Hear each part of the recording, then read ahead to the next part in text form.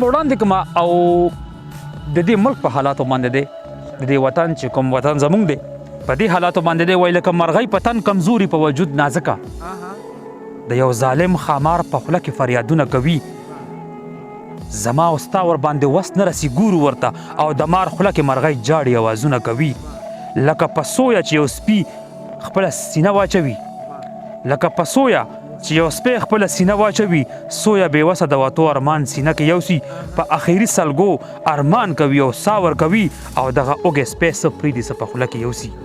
لکه په کلي کې د پلار نه پاتې کور د یتیم څو زورور پکې خپل استه استبل جوړ کي یا لکه کلي کې یو څو مرلۍ د کونډې جایداد او څو خانان پکې د نرو خرو غوبل جوړ کي یا په غرمه کې څوک بې مور او بې پلاره پیغله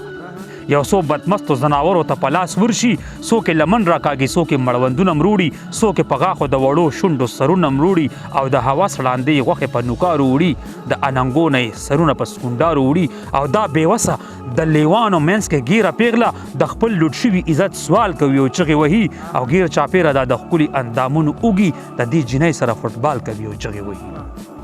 د دې وطن سره همدغه رنګې لوبه وشوه د دې وطن سره همدغه رنګې لوبه وشوه